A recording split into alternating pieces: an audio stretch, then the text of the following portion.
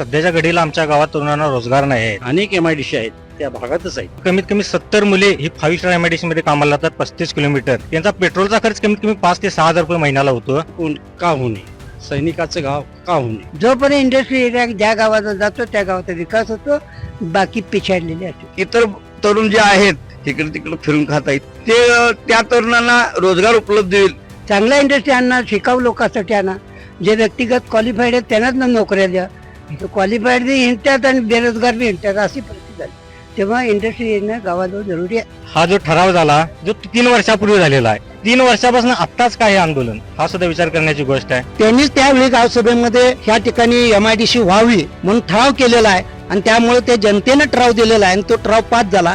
मग तुम्ही 3 वर्ष झोपला होता काय? गावाला का जागृत केला नाही? ज्या ज्या टायमाला इलेक्शन मध्ये त्यांनी आश्वासन दिलेलं आहे त्या आश्वासनाची पूर्तता त्यांनी आतापर्यंत केलेली आहे आणि त्या पूर्तता केलेल्या विश्वासावर आम्ही आज ठाम आहे. आमचा आमदार साहेबांच्यावर विश्वास आहे. प्रत्येक पनीर सारखं नसतं. शुद्धतेची खात्री करूनच योग्य पनीर निवडा. पनीर घेताना गोकुळच मागा.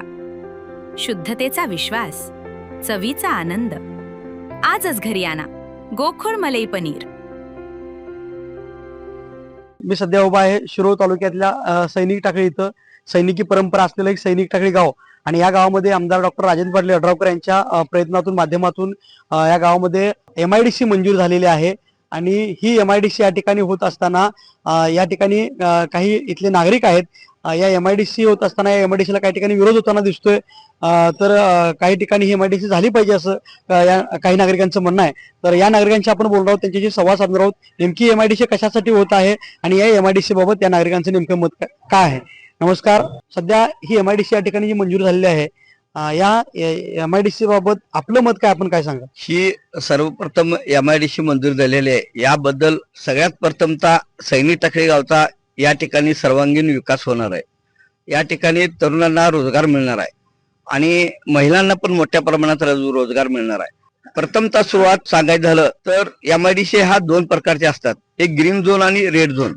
आणि सैनिक टाकळी या गावासाठी ग्रीन झोन मध्ये 1350 या गट नंबर मध्ये मंजूर झालेले आहे. ग्रीन झोन हा विषय कसा आहे, ग्रीन झोन मध्ये कुठल्याही प्रकारचे दूषित म्हणजे हवा दूषित होणार नाही, जल दूषित होणार नाही, अशा पद्धतीच्या या ठिकाणी कंपन्या येणार आहेत. गारमेंट येतील, लेथ मशीनच्या कंपन्या येतील, स्थानिकांना रोजगार निर्माण होईल, स्थानिकांना त्या ठिकाणी आपला व्यवसाय मानता येईल, अशा पद्धतीच्या या ठिकाणी कंपन्या येणार आहेत. किंवा या ठिकाणी आपल्या गावच्या लोकांना सुद्धा या ठिकाणी मोठ्या प्रमाणात गुंतवणूक करायला मिळणार आहे. त्यामुळं हा गावचा, या गावातील तरुणांचा, या गावातील महिलांचा विकास होणार आहे, त्यांना रोजगार मिळणार आहे. त्याचबरोबर या ठिकाणी आज आमच्या सैनिक टाकळीतून जवळजवळ 100 ते 125 मुलं जयसिंगपूर असून दे, शिरोळ असून दे, कागल MIDC असून दे या ठिकाणी कामाला जात आहेत. आज या ठिकाणी या आंदोलनाच्या माध्यमातून त्यांना ज्यांनी पाठिंबा दिला त्या पाठिंबाच्या माध्यमातून आज गावात ठिकाणी फलक लावण्यात आलेले आहेत की या गावचा नागरिक MIDC कामगार होणार, काय इंजिनियर होणार, काय डॉक्टर होणार, काय भरती आर्मी मध्ये भरती होणार. खरोखर सांगायचं झालं तर MIDC कुठल्याही डॉक्टर होण्यासाठी, इंजिनियर होण्यासाठी कुणालाही अडवणार नाही. ज्याला डॉक्टर होणार आहे त्या ज्याच्या त्याच्या बुद्धीच्या चाचणीपासून, ज्याच्या त्याच्या शारीरिक चाचणी प्रमाणे तो भरती होणार आहे, इंजिनियर होणार आहे, डॉक्टर होणार आहे. ज्याला खरोखरच आज सगळेच तरुण आहेत, सगळी तरुण काय गावातली भरती झालेली नाहीत. मला वाटतं 2019 पासून जवळजवळ 7 तरुण भरती झालेले आहेत. त्या इतर तरुण जे आहेत ते तरुण जवळजवळ ह्याला MIDC कामाला जातात, नाहीतर शेतात कामाला जातात, नाहीतर आहे असंच इकडे तिकडे फिरून खात आहेत. ते त्या तरुणांना रोजगार उपलब्ध होईल एवढं मला ह्या MIDCच्या माध्यमातून गावच्या सर्वांगीण विकासासाठी फायदा होईल. म्हणजे MIDC झाली पाहिजे असं तुमचं मत आहे. पण कुठेतरी ही MIDC झाल्यानंतर इथलं नुकसान होईल का, किंवा इथं पण या MIDC मुळे कुठं प्रदूषण होईल का, किंवा गावठाण हद्दीचा काही प्रश्न निर्माण होईल का, काय असं काय तुम्हाला वाटतंय काय? गावठाण हद्दीसाठी आमचं हे शिष्टमंडळ आहे, डॉक्टर राजेंद्र पाटील यड्रावकर आमच्या शिरोळ तालुक्याचे लोकप्रतिनिधी आहेत. त्या लोकप्रतिनिधी आम्ही शिष्टमंडळ जाऊन भेटून आलो. आमच्या गावाच्या सर्वांगीण विकासासाठी, आमच्या गावाच्या मूलभूत गरजासाठी जवळजवळ 50 एकर आम्हाला जमीन सोडावी. त्या 50 एकर मध्ये क्रीडांगण मंजूर हवं. क्रीडांगणाच्या भोवतीला भरतीपूर्व परिशिक्षणासाठी ट्रॅक मंजूर करून द्यावा. स्थानिकाच्या आमदारांनी सांगितले, शिरोळ तालुक्या आमदारांनी सांगितले की ग्राउंड तयार करून ग्राउंडच्या भोवतीने भरती पोरासने रनिंग करण्यासाठी ट्रॅक मंजूर करूया आणि ट्रॅक मंजूर करून चेंजिंग रूम 2 बांधूया. दुसरा विषय आहे की गावातला घनकचरा टाकण्यासाठी जागा तुम्हाला देऊन घनकचरा प्रकल्प त्यावर उभा करूया. तिसरा विषय असा आहे की केंद्रीय शाळा निर्माण होईल. त्या पद्धतीनं केंद्रीय शाळेमधून काय होईल की मुलांना सैनिकी स्कूल निर्माण होईल. मग केंद्रीय स्कूल साठी आज रोजी जवळजवळ 1 महिना झाला त्याने कलेक्टरच्या माध्यमातून सैनिक टाकीसाठी केंद्रीय स्कूल साठी त्याने प्रस्ताव पाठवलेला आहे. मग या सगळ्या जागा आम्ही तुमच्या गावासाठी म्हणजे आज मला वाटतं 2019 मध्ये जवळजवळ 25 ते 30% गावाला आमच्या पुराने व्यापलेलं होतं. त्यासाठी काय करणार आम्ही येड्रावकर साहेबांनी आम्ही विचारलं. त्याने आम्हाला सांगितलं कायमस्वरूपी पुरासाठी निवाराशील आम्ही उभा करून देऊ. मग अशा आमच्या बऱ्यापैकी मागण्या येड्रावकर साहेबांनी मान्य केलेल्या. गावाच्या तुम्हाला आधी काय लागल्या तर आम्हाला सांगा, आम्ही त्याही मागण्या तुमच्या पूर्ण करून गावाला ज्या समस्या आहेत त्या समस्यापासून आम्ही दूर करू असे आम्हाला तिने आश्वासन दिलेलं आहे. त्या आश्वासनाच्या आतापर्यंत जेवढे गावात जेवढे विकास झालेले आहेत, ज्या टायमाला इलेक्शन मध्ये त्यांनी आश्वासन दिलेलं आहे त्या आश्वासनाची पूर्तता त्यांनी आतापर्यंत केलेली आहे आणि त्या पूर्तता केलेल्या विश्वासावर आम्ही आज ठाम आहे. आमचा आमदार साहेबांच्यावर विश्वास आहे. त्यामुळे आम्ही आज त्या विषयावर हे करून आज ह्या टाकळी गावाच्या सर्वांगीण विकासासाठी MIDC झालीच पाहिजे असं या टाकळी गावाच्या तरुणातून जवळजवळ 60 ते 70 लोकांच्या या गावातून मागणी आहे. आणि पुढे कोण यायचं ह्या हिशोबानं आतापर्यंत थांबलेलं होतं.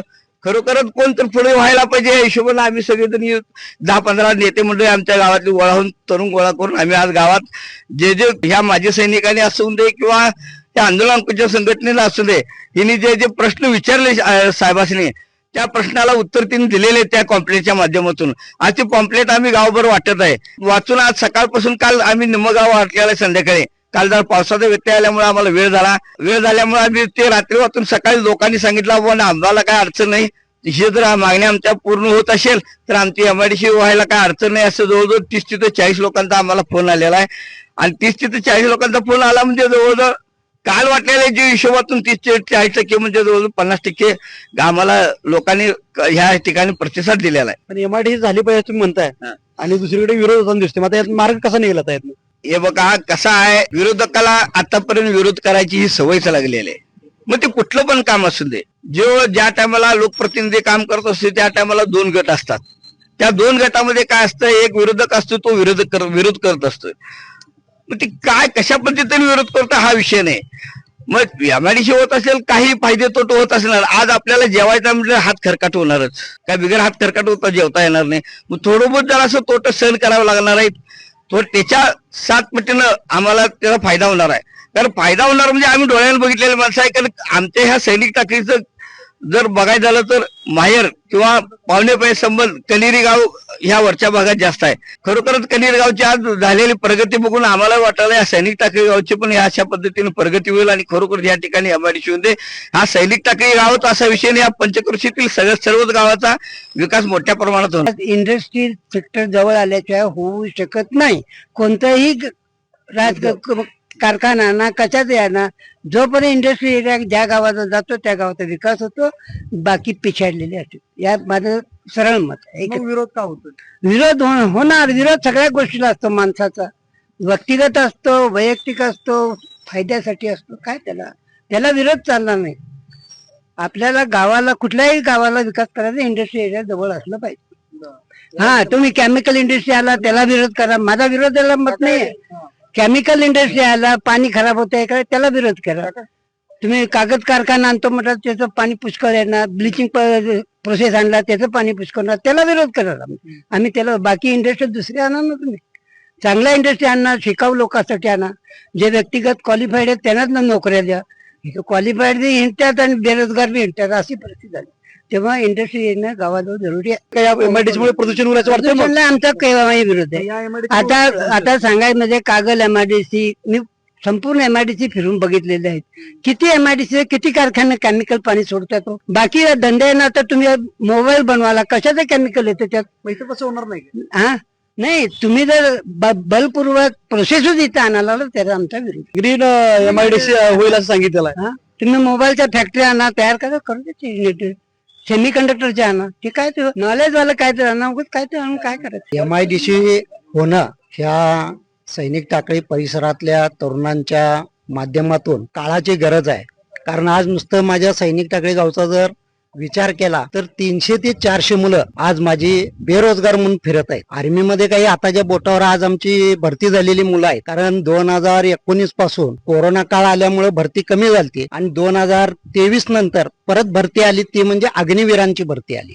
आर्मीची डायरेक्ट भरती आली नाही आणि आर्मीची जी भरती आली ती रिलेशनशिप मधली आली आणि त्यामुळे जनरल जेडी म्हणून आलेलं नाही आणि त्याचा फायदा माझ्या सर्वसामान्य तरुण मुलांना मिळाला नाही आणि त्यामुळं अग्निवीर मधनं आमची एक 4-5 मुलं गेलेले आहेत. त्यामध्ये माझा पुतण्या स्वतः आर्मीतला पहिला अग्निवीर जवान आहे या सैनिक टाकळीला. त्यानंतर अनेक 2 नंबरचा मुलगा आहे कोळी म्हणून, त्याचे आजोबा होते, माझे वडील होते, माझे आजोबा होते, माझे चुलते होते आणि आज माझा पुतण्या देखील आज आर्मीमध्ये आसाममध्ये आज त्या ठिकाणी देशाची सेवा करत आहे. आणि त्यामुळे आता जे काय विरोधी पार्टीकडून म्हणजे त्या आंदोलन अंकुशकडून जे काय आरोप आज या MIDCच्या बाबतीत होत आहेत त्यांनी खरं म्हणजे विकासाच्या दृष्टिकोनातून विचार करून इथं विरोध करायला पाहिजे होता. आणि जे आंदोलनाला बसले त्या काळामध्ये 2023ला तीच मंडळी या सत्तेत होती ग्रामपंचायतीच्या, त्यांनीच त्यावेळी गावसभेमध्ये ह्या ठिकाणी MIDC व्हावी म्हणून ठराव केलेला आहे आणि त्यामुळे ते जनतेनं ठराव दिलेला आहे आणि तो ठराव पास झाला. मग तुम्ही 3 वर्ष झोपला होता काय? गावाला का जागृत केला नाही की बाबांनो असा असा ठराव झालेला आहे आणि हा ठराव झाल्यामुळं आमच्या गावची हक्काची जमीन, गायरान जमीन ह्या MIDCला जाणार आहे आणि तुम्ही काय करायची, द्यायची किंवा नाही हे परत एकदा सांगा म्हणून यांनी ग्रामसभा का बोलवलं नाही? ते झाकण्याचं कारण काय त्या आंदोलकांनी सांगावं. जो पुढाकार घेतोय सत्ताधारी मधला एक मुलगा त्यानं सांगावं, त्या युवकानं सांगावं समोर घेऊन की बाबा ती MIDC व्हायला आपण पहिल्या वेळी का होकार दिला आणि आता का नकार देताय? म्हणजे येणारी ग्रामपंचायत ओपन सरपंच पडले म्हणून तुमचं राजकारण चाललंय काय? हा खरा अर्थ या ठिकाणी निश्चितपणानं आम्हाला आमच्यासारख्या सामाजिक काम करणाऱ्या चळवळीतल्या कार्यकर्त्याला वाटतंय. कारण मी गेली 35 वर्ष ह्या समाजामध्ये काम करणारा मी एक कार्यकर्ता आहे. एक माजी सैनिकाचा मी मुलगा आहे, एका शेतकऱ्याचा मी मुलगा आहे. त्यामुळे गावचा विकास काय आहे आणि गावचा तोटा काय याचा निश्चितपणानं माझ्यासारख्या तरुणाला सुद्धा या ठिकाणी अभ्यास आहे. आणि मगाशी संभागवतीनं म्हणल्या आमचं कनेरी गाव हे आजूळ आहे, बऱ्याच लोकांचं नातेवाईकांचे संबंध आहेत. आज जसं कनेरीचा विकास झाला, कोगिलचा विकास झाला, गोकुळ शिरगावचा विकास झाला, आज हुपरी, तळणगे, त्यानंतर येळगोड ह्या गावचा जसा विकास झाला तसाच माझ्या गावचा सुद्धा या ठिकाणी विकास व्हावा. परत आम्ही 1997-98ला माजी सैनिकांना या ठिकाणी भूखंड मिळावा म्हणून कैलासवर्षीय सुभेदार मेजर सकारामराव पाटील आणि कैलासवर्षीय ऑर्डिनरी कॅप्टन बापूसाहेब पाटील यांच्या नेतृत्वाखालच्या शिष्टमंडळानं त्यावेळी प्रस्ताव दिलेला आहे आणि आज देखील तो प्रस्ताव शासनाकडे सैनिकांच्या जागेसंदर्भात प्रलंबित आहे. त्या ठिकाणी लक्ष घातलं पाहिजे होतं त्या सैनिकांनी खऱ्या अर्थानं आणि येणाऱ्या उद्योगाला चालना दिली पाहिजे. निश्चितपणानं MIDC होणं ही काळाची गरज आहे. माझं मत 100% आहे की गावामध्ये MIDC झाली पाहिजे. कारण आम्ही आयुष्यात जे भेटलं 90 वर्ष वय आहे, फौजमध्ये 32 वर्ष सर्व्हिस केलेली. शिवाय जोपर्यंत माणूस काही नाही करत नाही तोपर्यंत कुणाच्याही मुलाला, मुलगीला, ह्याला त्याला धंदा मिळत नाही. आता रोज माणसं कामाला जात होते, काम करून येत होते, आता कामाचंही बंद झालेलं आहे. जसं आणि कनेरी गावामध्ये आमचं पाहुणं पै आहेत. बायका हातात केरवी काकणं, मळकट काकणं, मळकटले ड्रेस, हातामध्ये भाकरी, रोज सकाळच्या पारी घेऊन जात होत्या. दिवसभर गवात कापून घरला येत, त्या पोट सुद्धा भर नव्हतं. त्यामध्ये MIDC झाल्यामुळे त्याच बायका बघा जावा. माझ्या बहिणी बी आहेत, मुली बी आहेत, लेकी बी आहेत. सकाळच्या पारी उठून 9 वाजता सगळं काय आवरून मुलांची शाळा सोळा डबडब त्या बायका आपल्या डब्यामध्ये भाकरी मळकट फडक्यात घेत नाहीत, डब्यामध्ये घेतात, कानात फुलं घालतात, डोसक्यात हे केसाला फुलं लावतात आणि घमघमाट जातात. लई छान वाटतं. पहिल्यापेक्षा आजच्या स्थितीमध्ये फक्त MIDC मुळे ते गाव झालेलं आहे आणि त्याशिवाय अनेक MIDC आहेत त्या भागातच आहेत. मग आमचं गाव का होऊ नये, सैनिकाचं गाव का होऊ नये? त्याशिवाय सगळ्यात मोठी प्रॉब्लेम हटेल की ह्या गावामध्ये आता शेताला चाललोय, आपल्या शेताला गेलो, जायच्या वेळा तिथनं रस्ता होता आणि परत यायच्या वेळा तिथं खूप घडलेला असतोय. कारण अतिक्रमण MIDC झाल्यामुळं ह्या गावातला धंदा बंद होईल. कशाचा? अतिक्रमणाचा. गावामध्ये एक धंदा झालेला आहे, फौजी आहे, मी फौजी आहे म्हणून अतिक्रमणाचा हक्क आहे. अतिक्रमण हटल ह्याच्यापेक्षा आणि ज्यादा फायद्याची गावाला कुठलीही गोष्ट नाही आहे. त्याशिवाय धंदा जो आहे त्यामध्ये इंजिनियर बी आहे, डॉक्टर बी आहे, सगळं काय. जशी तुम्ही मुलाला तालीम दिशेला तुमच्या मुलाची प्रगती करण्याची कॅपॅसिटी असेल त्याप्रमाणे तिथं हे बी मिळेल तुम्हाला. सगळ्यात मोठा हा प्रश्न आहे रोजगाराचा. काही नाही खर्च केल्याशिवाय रोजगार मिळत नाही. आणि आता त्यात माळाला काय आहे, अतिक्रमणाशिवाय दुसरे काय नाही. आणि जर थांबला MIDC नाही झाली तर ते अतिक्रमणच होणार आहे आणि अतिक्रमणवाल्यांना फायदा होणार आहे. तीच लोक इन्कार करतात की ज्यांना अतिक्रमण करायचं आहे आणि त्याला पाहिजे आहे. ज्याला हे नको आहे, प्रगती पाहिजे आहे, तर तो प्रगतीवाला हर सैनिक असो या गैरसैनिक असो त्याला MIDC पाहिजे आहे. पण कुठेतरी MIDC मुळे नुकसान होणार आहे. त्यामुळं या MIDC ला विरोध होताना दिसतोय. तुम्हाला काय वाटतंय? पत्रकार आहे, मी डोळ्याने बघितलेलं आहे. माझं वय तुम्हाला सांगितलं. ह्याच्या अगोदर इथं एक होणार काय ते फॅक्टरी खोललेली आहे. फॅक्टरीला गावात ही 2 मतं होती, फॅक्टरी करायची नाही, करायची नाही, करायची नाही. फॅक्टरी का करायची नाही? आता माझं शेत त्या फॅक्टरीच्या वाटेवर आहे. मला सायकल वाला म्हणून सायकलला जागा मिळत नाही, एवढी माणसं जातात, एवढी माणसं येतात. तकरीबन 4 गाव म्हटलं तर चालेल ते पोट भरतात. त्यातमध्ये हर टाईपची माणसं आहेत, मोठ्या पगारचे आहेत, लहान पगारचे आहेत, लेबर आहेत. फॅक्टरी झाली नसती तर इतकी माणसं भीक मागली असती, इतक्या माणसांना पोटभर अन्न मिळालं नसतं. काहीतरी केल्याशिवाय धंदा होत नाही आणि धंदा चालल्याशिवाय पोट भरत नाही. मग ही जी समजूत आहे का नाही, ही बिलकुल चुकीची आहे. आणि जसं तुम्ही सांगितला, तुमच्या शेतात नसेल, तुम्ही शेतकरी नसशीला, इथं एक हे दिलेलं होतं लोकांनी नुक्स की कुणाच्या तरी फेरीमध्ये जाऊन काळं पाणी निघालं, प्रदूषण झालं. काळं पाणी निघालं. तुम्ही शहर गावातला असला, तुमच्या आता शेणखत नसलं तर 1 बुट्टीत 1 किलो पाणी घेऊन मुठभर शेण टाका, शेणखत, तुम्हाला 2 दिवसांनी काळं मिठ दिसेल. मग असली ही लोक करणारी आहेत. MIDC पेक्षा आणि मोठा आणि कुठलाच गावाला फायदा होऊ शकत नाही. हा फायदा झाला पाहिजे. मी रणजितसिंह पाटील, माजी उपसरपंच, ग्रामपंचायत सैनिक टाकळी. आज आपल्या 1194 1350 या गटावरती जी MIDC उभारत आहे, या MIDC ला विरोध होत आहे. पण हा विरोध कशासाठी, हा विषय कोणी ग्रामस्थांनी का विचारलेला नाही, हा एक प्रश्न आहे. पण ज्या दिवशी जो ठराव झाला ग्रामपंचायत मध्ये 2023 ला, त्या ठरावाच्या संदर्भात आता म्हणतात सह्या वगैरे, तात्कालीन सरपंच त्यावेळी जे म्हणतात सह्या आमच्या नाहीत, प्रोसिडिंग बांधलं नाही, ह्या गोष्टी आहेत. पण मला एक सांगण्याचा उद्देश काय आहे की आपल्याकडे BDO साहेबांचं जे पत्र आलं विशेष सभा घेण्यासंदर्भात हे पत्र आलं. ह्या पत्रावरती त्यांनी विशेष सभा लावली. त्याच्या आधी त्यांनी सभा घेतली ह्या MIDC विरोध करण्यासाठी किंवा चांगलं हे होण्यासाठी त्यांनी सभा घेतली. त्या सभेमध्ये त्यांनी म्हणजे ठराव नामंजूर केला. पण दुसऱ्या वेळेस ज्यावेळी विशेष सभा घेण्याची जे BDOंना आदेश आला, त्या आदेशाप्रमाणे ग्रामसेवकांना किंवा त्यावेळीच्या तात्कालीन सरपंचांना सांगितले की तुम्ही सभा घ्यावी. त्या सभेचे हे म्हणजे वृत्तांत आहे. म्हणजे हे जे लिखे आहेत त्यात म्हणजे काय की सही माझी नाही, माझी ग्रामसेवक नाही, हे BDOंना पत्र त्यांनी, ही स्थळ परत आहे ग्रामपंचायतीची, त्यावर सह्या नाही म्हणतात. आपल्या प्रोसिडिंग वर सह्या नाही, पण ह्या सह्या कुणाच्या आहेत, हे एक आमचा प्रश्न आहे. ठरावावर झालेल्या सह्या. आणि त्या ठरावामध्ये कुणी काय दानगावा वगैरे करून काही कुणी कुणाला बसवलेलं नाहीये. कारण का त्यावेळेस कसं आहे की आता तुम्हाला वाचून दाखवतो, MIDC ज्याला कुणाला पाहिजे आहे ती अशी 41 लोक आहेत आणि ज्याला नको आहे ती 25 लोक आहेत. आणि जी तटस्थ लोक आहेत, आम्ही इकडेही नाही तिकडे नाही, ती 42 आहेत. मग त्यांना कोणी आम्ही इकडे बाहेर जा, आत बस, इकडे बस असं आम्ही सांगितलं काय त्या सभेमध्ये? त्याचा विषय आहे ना यो. त्यासाठी ही म्हणजे तुम्हाला ही ग्रामसभा झाली ही बेकायदेशीर आहे किंवा जो प्रोसिडिंग झालं त्यावरती सह्या केल्या नाहीत. कारण त्या सभेचे अध्यक्ष हे मान्य त्यावेळेचे तात्कालीन सरपंचच होते. अध्यक्षस्थान त्यांनी स्वीकारलं. विरोध असता तर तुम्ही अध्यक्षपदाचा बाजूला बसून तुम्ही गावातील कोणताही नागरिक आदेश करू शकत होता. देश सेवेमधून निवृत्त झालेले माजी सैनिक या सैनिक टाकळी गावचे आहेत. आपण त्यांच्याशी बोलूया. काय सांगाल, इथे या ठिकाणी जी MIDC होते त्याबद्दल तुमचं मत काय आहे? MIDC व्हावी की नको? MIDC व्हायलाच पाहिजे. कारण की आता सध्याच्या घडीला आमच्या गावात तरुणांना रोजगार नाही आहेत. कळाल काय? जवळजवळ कमीत कमी 70 मुले ही 5 स्टार MIDC मध्ये कामाला जातात, 35 किलोमीटर. त्यासनी थंडी नाही, पाऊस नाही, काय नाही, म्हणजे त्या सर्व त्यासनी जावंच लागतं. त्यांचा पेट्रोलचा खर्च कमीत कमी 5 ते 6 हजार रुपये महिन्याला होतो. तर इतके त्यासनी त्रास होत असताना जर गावाजवळ जर MIDC होत असेल तर चांगलंच आहे त्या मुलांसाठी. आता मी जर माझा स्वतःचा विचार करावा तर शासनानं मला फंड दिलेला आहे, 35,000 पेन्शन दिलेले आहे. तर मी सुखरूप आहे. मला त्यांची सुद्धा काळजी करणे गरजेचं आहे की किती गेलं ते आमचे बांधव आहेत. मग त्यांच्या दृष्टीने आणि माझ्या सुद्धा दृष्टीने MIDC झालीच पाहिजे. तरुणांना रोजगार भेटतील इथे. त्याच्यानंतर भरपूर आता यड्रावकर साहेबांनी सर्वप्रथम मी सुद्धा विरोधात होतो या एमआयडीसीच्या.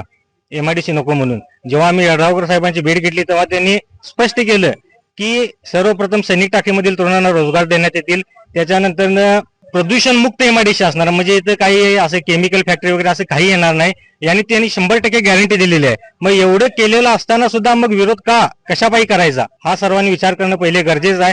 आणि माझा तर या एमआयडीसीसाठी विरोध नाही आहे आणि एमआयडीसी जरूर व्हावी. तुम्ही आता म्हणलात की सुरुवातीला मी देखील एमआयडीसी विरोध होतो, पण मी या ठिकाणी ड्रायव्हर साहेबांची भेट घेतली आणि तुम्हाला मग काय त्यातले मुद्दे पटले असतील, पण अजून देखील विरोध होताना दिसतोय, याबद्दल तुम्ही काय सांगाल? आता हा विरोध फक्त हा राजकारणासाठी चालू आहे, बाकी काही नाही आहे. जर आता सांगतो हा जो ठराव झाला जो 3 वर्षापूर्वी झालेला आहे, मग 3 वर्षापासून आत्ताच काय आंदोलन, हा सुद्धा विचार करण्याची गोष्ट आहे. हे सगळं राजकारण चालू आहे, इथं बाकी काही नाही. उगाच कुठल्या तरी चांगल्या गोष्टीला विरोध करायचा म्हणून हे चालू आहे. ऍक्च्युली एमआयडीसी होणं हे गरजेचं आहे, त्यामुळे गावचाच नाही सर्वांचाच विकास होणार आहे इथं. हे काय नाही की माझ्या एकट्याचा विकास होणार असं काय नाही, सगळ्यांचा विकास होणार आहे इथं.